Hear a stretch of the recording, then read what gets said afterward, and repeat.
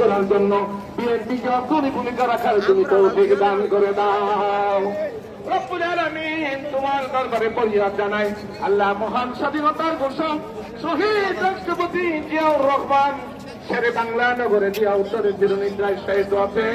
রব্বুল আলামিন জনসমুদ্রকে নিয়ে তোমার দরবারে হাত তুলেছি, যার হাত তোমার পছন্দ হয় তার হাতের উচিলায় আমাদের প্রিয় নেতাকে তুমি জান্নাতবাসী করে দাও। আমিন। রব্বুল আলামিন তার কলিজার টুকরা আরাফাত রহমান কোকো বনানীর গুরুস্থানের চিরনিদ্রায় শায়িত আছে। মেহেরবানি করে আরাফাত রহমান কোকোকে তুমি জান্নাতবাসী করে দাও।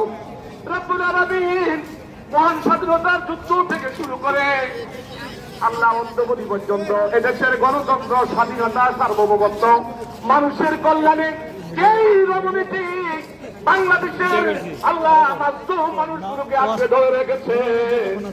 আমাদের পাশে আল্লাহ বসুন্ধরা এবার কেয়ার হসপিটালে আমাদের মাতা গণতন্ত্রের মাতা দেশনেত্রী বেগম খালেদা জিয়া মৃত্যুর সাথে পর্যাবেক্ষে গো আল্লাহ মেহরবানি করে আমাদের মাকে পরিপূর্ণ সুস্থ করে দেশ এবং জাতির খেদমত আঞ্জাম দেওয়ার তৌফিক দান করে দাও।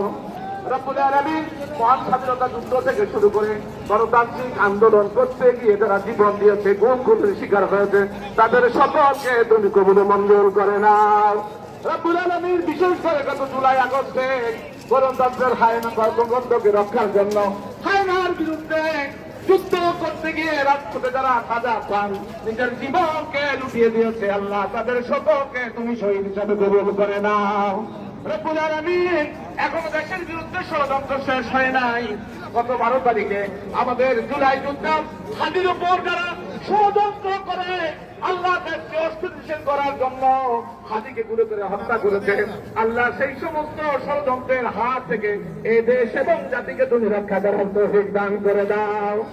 আল্লাহ আগামী 12 ফেব্রুয়ারি বাংলাদেশে যে জাতীয় নির্বাচন হবে, বাংলাদেশ জাতীয়তাবাদী দলের নেতৃত্বে আমাদের প্রিয় নেতা তিনি অত্যন্ত পরিশ্রম করে 1000 কিলোমিটার দূরে থেকে এই জাতিকে ঐক্যবদ্ধ করে গণতন্ত্রকে মুক্ত করার জন্য পরিবেশ তৈরি করেছেন। আমাদের প্রিয় নেতার কমরের নেতৃত্বে এদেশে গণতান্ত্রিক সরকার প্রতিষ্ঠা করে এই দেশ এবং জাতির খেদমত করার তৌফিক দান করে দাও। বিএনপির সমস্ত নেতা কর্মীকে খালেদ দিন অলিদের মতো শক্তিশালী বানিয়ে দাও।